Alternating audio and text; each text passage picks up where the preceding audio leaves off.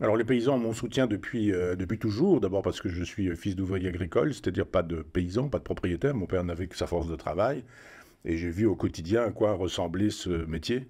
C'est la nature qui commande, et quand la moisson est là, c'est la moisson. On va pas dire j'arrête à 18 heures et je recommencerai demain à 9 heures du matin, et puis je prendrai une pause de 2 heures pour déjeuner. C'est comme ça, c'est le temps qui décide. C'est le temps qui décide si, en plus de ça, vous faites une bonne ou une mauvaise récolte. C'est-à-dire que le paysan, c'est aussi le viticulteur, c'est aussi le personnage qui fait des fruits et légumes et qui est le maraîcher et qui va voir la totalité de sa production détruite parce qu'il y aurait une averse de grêle, parce que, etc., etc.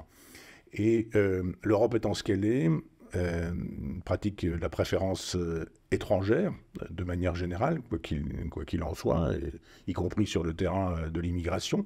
Il vaut mieux parfois être migrant, arriver et dire qu'on est pourchassé par un pays que d'être quelqu'un qui travaille aujourd'hui en France et qui ne peut pas se loger, qui parfois, bien que travaillant, dort dans sa voiture.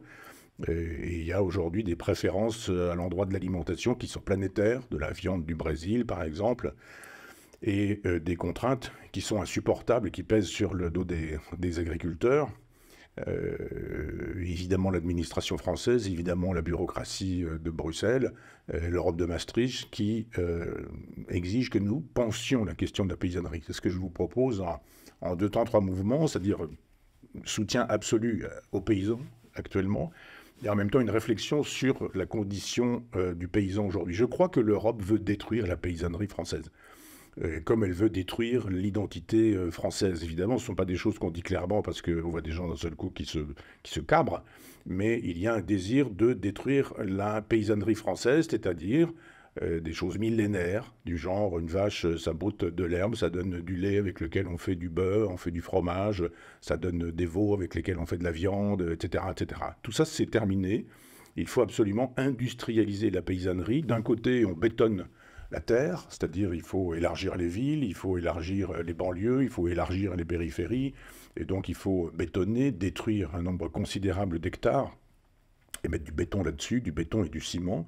Et puis de l'autre côté, il faut industrialiser la paysannerie. C'est fini le petit paysan qui connaît le nom de ses vaches par cœur et qui pleure quand il s'agit d'embarquer ses moutons qui partent à l'abattoir. J'en connais un ami qui fait ça, c'est-à-dire qu'il en a un gros sur la patate quand il voit ses moutons partir, et qu'on nous présente comme des pollueurs, comme des salauds, comme des destructeurs de la planète, comme des pauvres types, des beaufs, etc. D'ailleurs, médiatiquement, on les choisit un peu dans cet esprit-là, dans l'esprit des tuches.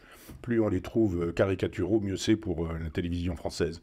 Parce que tout de même, les écologistes, je dirais la NUPES, la gauche dans son ensemble, mais la NUPES, avec les écologistes qui sont un petit peu comme l'aiguillon de tous ces gens-là, veulent aussi la même chose que le patronat. C'est pas étonnant d'ailleurs que le patronat adore l'immigration et Jean-Luc Mélenchon aussi.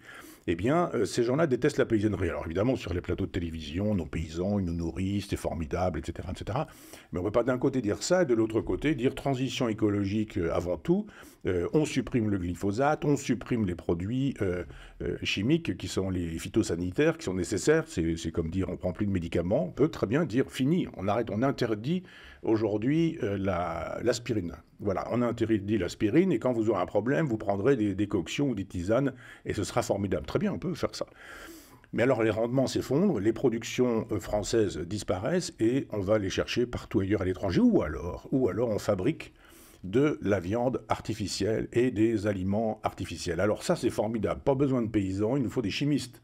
Il nous faut des chimistes et il nous faut des gens comme M. Xavier Niel, qui je crois est derrière un peu plus ou moins Le Monde et Mediapart, c'est dire, et qui travaille aussi pour l'industrie de la viande cellulaire. C'est-à-dire arrêter avec ces paysans qui nous emmerdent avec leurs vaches, leur amour du métier, ces gens qui travaillent 15 heures par jour, qui ne prennent pas de vacances, qui acceptent d'être mal payés. Ces gens-là, ils se pendent, qu'ils s'en pendent encore plus, il nous en faut de moins en moins jusqu'à ce que ça disparaisse pour qu'on puisse faire des grandes usines où nous fabriquerons de la viande cellulaire. On prendra une viande particulière, on va extraire une cellule et une cellule souche et on va la faire proliférer et on va fabriquer du steak sans bœuf. C'est-à-dire que on est mensonger, on prend le vocabulaire de la charcuterie ou de la boucherie, la viande, le lait, etc., ou de l'épicerie, pour faire de telle sorte qu'on puisse vous dire ça, mais avec des légumes. Ça vous permettra d'éviter la souffrance animale, d'accord, tout le monde est d'accord avec la souffrance animale, il faut l'éviter, mais personne ne voit que c'est un cheval de Troie et que derrière tout ça,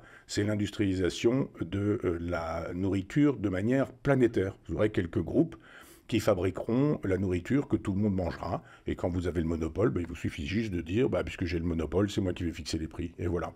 Et puis on bouffera des saloperies, bien sûr. C'est évident que tous ces gens-là auront besoin de mettre des produits chimiques dans des produits qui traversent l'Atlantique et qui sont tout le temps dans des avions ou dans des cargos. Alors là, il n'y a pas de problème avec la trace carbone. Aucun problème avec la trace carbone. On peut très bien faire venir de la viande du Brésil, puisque l'Europe a passé des deals avec tous ces pays-là. L'Europe montre qu'effectivement, elle n'a rien à faire de ces paysans européens et qu'elle préfère les gens qui ont d'immenses entreprises de nourriture ou d'alimentation. Donc ce qui se passe avec la paysannerie actuellement, c'est pas seulement deux ou trois petites choses qu'il faudrait changer qu'un petit projet de Macron et je ne sais quel ministre, là, qui en a profité l'autre jour pour nous expliquer qu'il fallait faire un grand couplet anti-Rassemblement national. J'oublie même son nom, peu importe, un type sans intérêt du MoDem. Je crois effectivement que ça avance un petit pas, il s'agit de détruire la paysannerie française. Alors on va voir ce que la paysannerie va faire, on va voir comment elle va répondre aux propositions d'achat. Les syndicalistes font toujours acheter. Du moins les patrons des syndicats, et ils finissent toujours par dire aux autres, bon, on a gagné ça, on peut rentrer à la maison, aller rentrer les tracteurs, et puis l'affaire est réglée. Je ne sais pas si la fronde des paysans français terminera comme la fronde des Gilets jaunes, c'est-à-dire on envoie la police, la gendarmerie, on envoie les gens qui tirent. Ça se fait pas pour les banlieues. On réserve ça aux paysans ou on réserve ça aux gilets jaunes. Et puis, on verra si cette jacquerie débouche sur autre chose qu'une espèce de sursaut de colère calmée ou si, effectivement, c'est susceptible de faire trembler le pouvoir, ébranler le pouvoir. Je souhaite effectivement que nos paysans donnent le là.